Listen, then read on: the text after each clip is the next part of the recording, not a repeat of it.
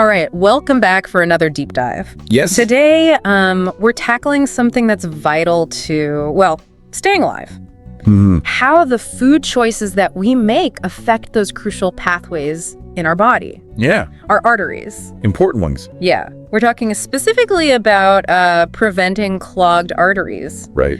Because, I mean, nobody wants a traffic jam in their blood flow. Okay, no, definitely not. And we've got some good sources to help us navigate this. Okay. Articles from Hartford Hospital, Healthline, ImAware, and Medical News today. Wow, that's a lot. It is a lot of information, yeah. Yeah. All about practical advice, Okay, good. not just, scare tactics. Right. We want to give people real information they can use. Exactly. So it's almost like having a team of health coaches in our ears. Yeah, exactly. So before we get to the tasty stuff, foods we can enjoy, we need to lay some groundwork. Okay.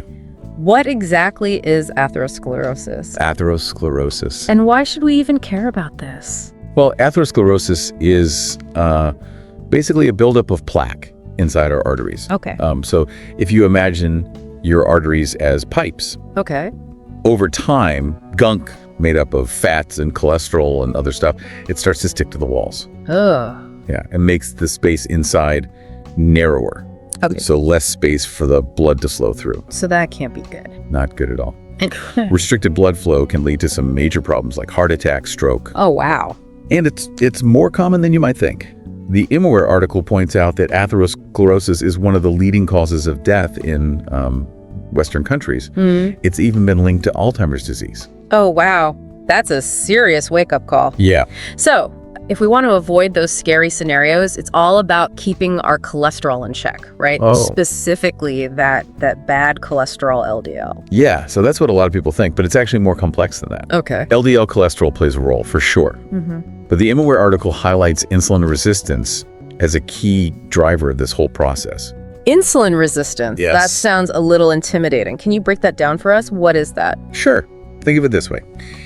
You eat a meal, and your body breaks down carbs into glucose, which is like, fuel for your cells. Okay. Insulin is like a key that unlocks the doors of your cells, Okay. letting the glucose in to be used for energy. So insulin helps the glucose get where it needs to go. Exactly. Yeah. But with insulin resistance, it's like those cell doors have rusty locks. They don't open as easily for the insulin. Oh. Okay, so the glucose builds up in your bloodstream. And over time, that excess glucose can damage your arteries, making them more likely to, develop that plaque buildup we were talking about. So it's like a domino effect. Insulin resistance leads to high blood sugar, which then damages the arteries, making them vulnerable to plaque.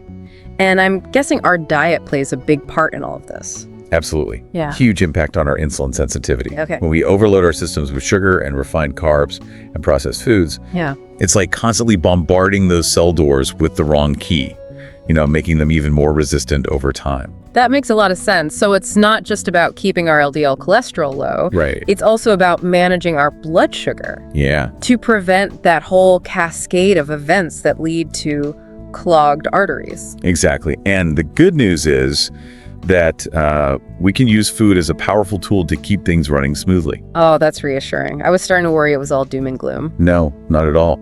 It's about shifting our focus from deprivation to abundance, Okay. loading up on the foods that support healthy blood sugar, manage cholesterol, fight inflammation. So lots of fruits, veggies, and healthy fats, I'm guessing? You got it. Think vibrant, colorful meals bursting with nutrients. And even with healthy choices like whole grains, which have lots of fiber, it's a good idea to be mindful of portions and pair them with healthy fats or protein. That helps slow down the release of glucose into your bloodstream, preventing those blood sugar spikes. That's a smart strategy. Okay, so we've covered the why we should care about artery health. Yeah. Now let's dive into the what.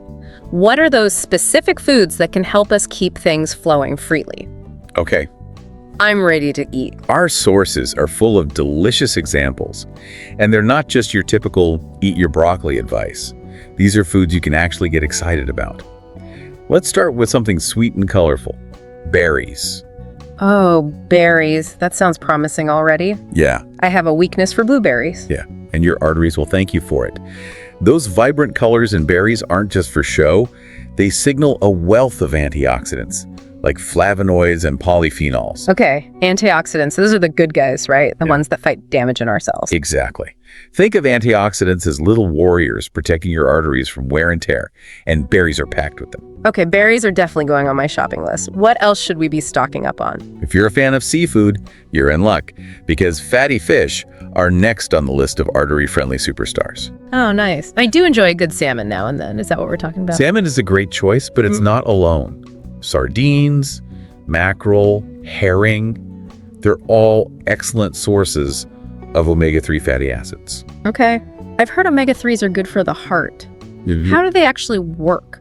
Omega-3s are like little lubricants for your cardiovascular system.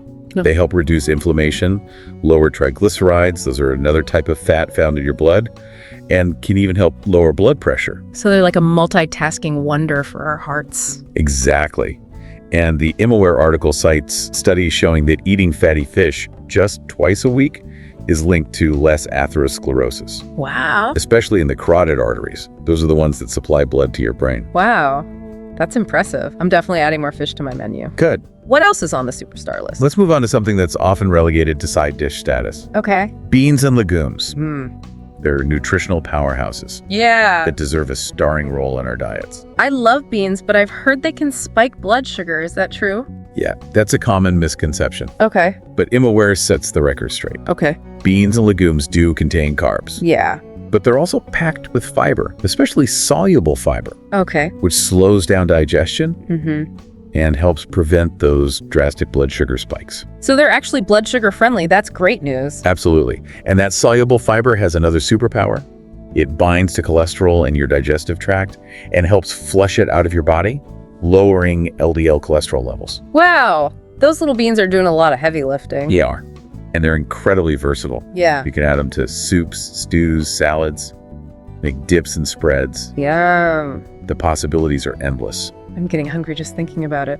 Okay, what other heroes are hiding in our kitchens? Well, next up, we've got the leafy greens, oh yeah. spinach, kale, collards, all those vibrant leafy wonders. They're more than just salad fillers. I do love a good salad. Yeah, But what makes leafy greens so special for our arteries? they're loaded with nitrates, Hmm. which might sound a little scary, A little bit, yeah. but they're actually beneficial. Okay. In our bodies, nitrates are converted into nitric oxide. Nitric oxide. Yeah, That rings a bell. it's basically a signaling molecule that tells your blood vessels to relax and widen, Ah. improving blood flow, lowering blood pressure. So it's like a traffic cop directing traffic smoothly through our arteries. Perfect analogy. And leafy greens are also packed with potassium, which can help prevent vascular calcification, another contributing factor to atherosclerosis. So they're like a double whammy against clogged arteries. Yeah. Okay. Leafy greens are definitely getting more love in my meal planning. Good. What else is there? Let's move on to something bright and sunny.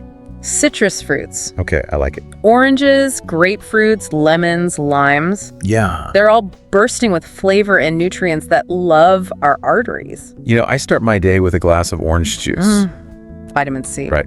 Vitamin C is great. But citrus fruits are also loaded with flavonoids, powerful antioxidants that can protect against the formation of oxidized LDL cholesterol, Oh. which is the really nasty kind, the one that's most likely to contribute to plaque buildup. Oxidized LDL. That sounds like something we want to avoid at all costs. Absolutely. And ImmoWare highlights a fascinating study where eating a grapefruit daily significantly reduced cholesterol and triglycerides in patients after coronary bypass surgery. Wow, that's powerful. So a simple grapefruit can make a real difference. Yeah. Okay, I have to ask, is there anything on this list that we're allowed to enjoy guilt-free? You know, something that feels a little indulgent? Well, you might be surprised to hear this, but dark chocolate has earned a spot on the artery-friendly list. Wait, Yeah, dark chocolate, the kind that I usually try to resist. the very same. But there's a catch. It has to be 70% cocoa or higher. Okay, The darker, the better when it comes to artery health. so what makes dark chocolate so special? It's all about the cocoflavanols, which are powerful antioxidants that can benefit blood pressure, blood flow, and even help repair damaged blood vessels. So it's like a delicious medicine for our arteries. In a way, yes, but it's still high in calories. Yeah, that's true. So a small square or two is all you need to reap the benefits without overdoing it. Okay, I can definitely handle that. So we've covered the good stuff, the foods that love our arteries. Yes. But before we move on, I want to touch on the flip side. The foods we should be limiting. Sure. You probably already know the usual suspects. Yeah. Processed foods, added sugars, excessive salt, unhealthy fats, and red meat. No big surprises there. But I think it's important to emphasize that it's not about completely eliminating these foods. Right. It's about shifting the balance, making nutrient-rich whole foods the foundation of our diets, and enjoying those other things in moderation. Exactly. It's about finding a sustainable way of eating that supports our health without feeling overly restrictive. And remember, diet is just one piece of the puzzle. Right. It's not just about what we eat, but also about how we live. Absolutely. Things like regular exercise, managing stress, not smoking, all play crucial roles in keeping those arteries clear and healthy. So it's a holistic approach, taking care of our physical and mental well-being. Exactly. It's about nourishing our bodies and minds to create a healthy environment for our arteries to thrive. Well said. I think that's a great place to wrap up part 1 of our deep dive. We've covered a lot of ground, from understanding what atherosclerosis is and why it matters, to exploring those delicious foods that can help keep our arteries healthy. And we've just scratched the surface. There's so much more to discover in our sources. Exactly. So stay tuned for part 2, where we'll uncover even more artery-friendly superstars and delve deeper into the science behind these powerful foods. Welcome back. It's fascinating to see how many delicious allies we have in the fight against clogged arteries. Yeah. And I'm excited to uncover even more of these culinary heroes in part 2 of our deep dive. Okay. So where do we start? Well, let's talk about a breakfast staple that's been getting a lot of love from our sources. Okay. Oats. Oats, I'm intrigued. Yeah. I usually just think of them as, kind of a plain and simple way to start the day. Right. What makes them so special for our arteries? They might seem humble, but oats are packed with a type of soluble fiber called beta-glucan, Okay. which is a cholesterol-lowering champion. So it's the fiber that's doing the heavy lifting. Yeah. How does that work? Beta-glucan acts like a sponge in your digestive system, Okay. binding to cholesterol and preventing it from being absorbed into your bloodstream. Then it gets escorted out of your body, taking that excess cholesterol with it. That's amazing. Yeah. So a bowl of oatmeal is like a cholesterol-busting sweep through our arteries. Exactly. I like it. And the Hartford Hospital article even provides some tips on how to cook oats for maximum benefit. Okay. They suggest opting for steel-cut oats over quick oats, Okay. as they take longer to cook and break down more slowly, which helps keep your blood sugar stable and you feeling fuller for longer. So slow and steady wins the cholesterol-lowering race. That's right. I'll definitely be trying steel-cut oats. Good. What else should we be adding to our grocery list? If you're looking for a satisfying and convenient snack that also happens to love your arteries, Yeah. nuts and seeds are a must-have. I do enjoy a handful of almonds or walnuts now and then. Are those good choices? Absolutely. Okay. Nuts and seeds are nutritional powerhouses. Yeah. They're packed with protein, fiber, and healthy fats, Okay. especially monounsaturated and polyunsaturated fats, which have been shown to lower LDL cholesterol and raise HDL cholesterol. Okay. That's the good cholesterol that helps clear out the bad stuff. So it's a double win? Yeah. Lowering the bad and boosting the good. That's right. But aren't nuts high in calories? They are calorie dense, Yeah. so portion control is key. Yeah, I'm always a bit hesitant to snack on them for that reason, because I don't want to overdo it. But the good news is that they're also very satisfying. Okay. So a small handful can help you feel full and prevent overeating. Okay, that makes sense. Yeah, So a small handful of nuts is a heart-healthy investment. precisely. I like that. And they're not just good for your cholesterol. Okay. The InmoWare article also highlights how nuts and seeds can help improve blood sugar control. Right, we don't want those cell doors getting rusty. Exactly. Okay, nuts and seeds are officially back in my snack rotation. Okay. Anything else I should be stocking up on? If you're looking to add a burst of flavor and a dose of artery-loving goodness to your meals, Okay. spices are the answer. Spices. Really? Yeah, I usually just think of them as a way to make my food taste better. they do that. Yeah. But they're also packed with beneficial compounds that can have a real impact on our health. Healthline highlights the anti-inflammatory properties of spices like ginger, turmeric, garlic, and cinnamon. So those little jars in my spice rack are actually secret weapons against clogged arteries. You could say that. Wow. They're full of antioxidants and other compounds that can help reduce inflammation, improve blood flow, and even lower blood pressure. Wow, I had no idea spices were so powerful. Yeah, they're pretty amazing. Any tips on how to use them more? Absolutely. Okay. Get creative and experiment. Okay. Add them to soups, stews, marinades, smoothies, even your morning oatmeal. Yeah. There are endless possibilities. I love that. It's like a culinary adventure for your heart. Exactly. Okay, so we've got oatsins, nuts, seeds, and spices. What about drinks? Ooh. Anything we can sip on to keep those arteries happy? You're in luck. Okay. Both Emma Ware and Hartford Hospital sing the praises of green tea. I do enjoy a cup of green tea in the afternoons. Right. What makes it so special for our arteries? Green tea is loaded with polyphenols, particularly a type called catechins, which are potent antioxidants with anti-inflammatory properties. Antioxidants and anti-inflammation, those are our heart-healthy buzzwords, right? Exactly. And Imaware even mentions a study that found that each daily cup of green tea was associated with a 5% lower risk of death from cardiovascular disease. Wow, that's impressive for a simple cuppa. It is. I'll definitely be brewing myself an extra cup today. Good. So green tea is a winner. Yeah. What about coffee? Is it friend or foe when it comes to our arteries? Coffee is a bit more complex. Okay. While it does contain antioxidants, Hartford Hospital points out that the caffeine in coffee can interfere with sleep, Okay. which isn't ideal for heart health. Ah, so it's a double-edged sword. In a way, yes. Yeah. If you're a coffee lover, moderation and timing are key. Okay. Hartford Hospital suggests cutting off coffee intake at noon to avoid disrupting your sleep. Great advice. Yeah. So we've got a pretty impressive list of artery-friendly foods and drinks. We do. But before we wrap up this part of our deep dive, I want to circle back to something Imor mentioned, fasting. Yes. Could fasting actually help dissolve plaque in our arteries? That's a question that's generating a lot of interest, Yeah. and the research is still emerging. Okay. But Imaware cites some promising findings, Okay. suggesting that intermittent fasting, in particular, may have a positive impact on cardiovascular health. Intermittent fasting. Yes. That's the one where you cycle between periods of eating and not eating, right? Exactly. Okay. And it seems to have a positive effect on several cardiovascular health markers, Okay. including blood pressure, cholesterol levels, and insulin sensitivity. So skipping a meal now and then could actually be good for our hearts. It's not quite that simple. Okay. There are different types of intermittent fasting, Okay. and it's not suitable for everyone. If you're considering trying it, it's crucial to talk to your doctor first, Okay. especially if you have any underlying health conditions. Good point. It's always best to get personalized advice from a healthcare professional. Absolutely.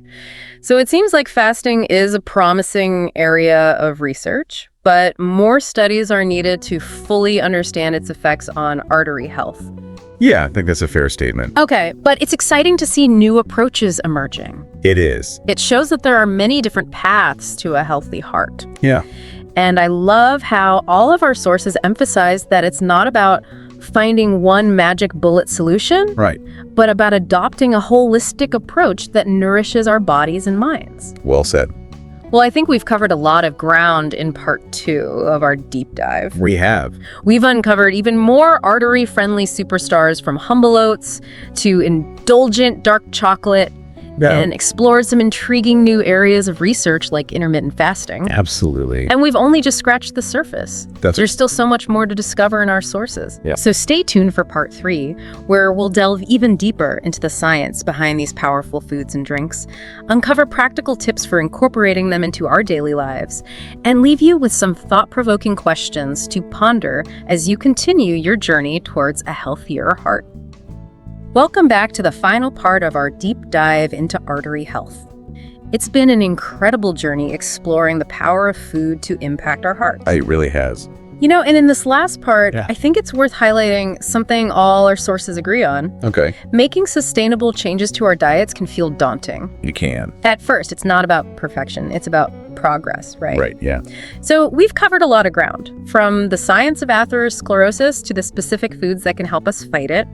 But I think, some listeners might be wondering, where do I even begin? It's easy to feel overwhelmed when you think about changing your entire way of eating, like overnight. Yeah. But remember, even small changes can have a big impact over time. So instead of trying to overhaul everything at once, Focus on maybe making 1 or 2 small changes each week. Exactly. Like maybe this week, you swap out sugary drinks for water or green tea. Okay. Next week, maybe you try adding a handful of berries to your breakfast. Okay.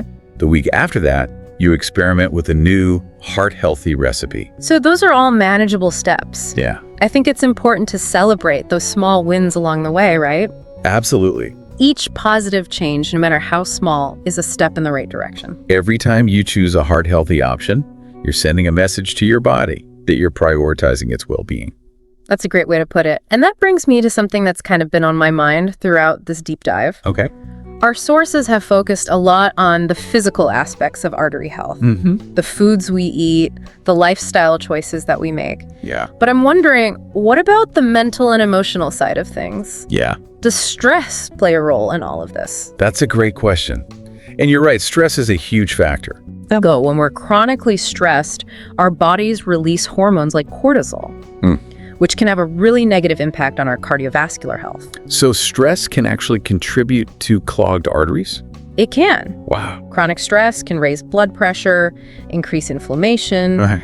and even make us more likely to engage in unhealthy behaviors like overeating or reaching for comfort foods that aren't good for our hearts. That makes sense. Yeah, So managing stress is just as important as making healthy food choices. absolutely. It's all connected. Yeah. And that's why it's so important to find healthy ways to manage stress, Okay, how do we do that? whether it's through exercise, meditation, spending time in nature, or, connecting with loved ones. Those are all great suggestions. Yeah. So it's not just about what we put in our bodies, but also about how we care for our minds and our hearts. Exactly. It's about adopting a holistic approach that nourishes our entire being. Well said.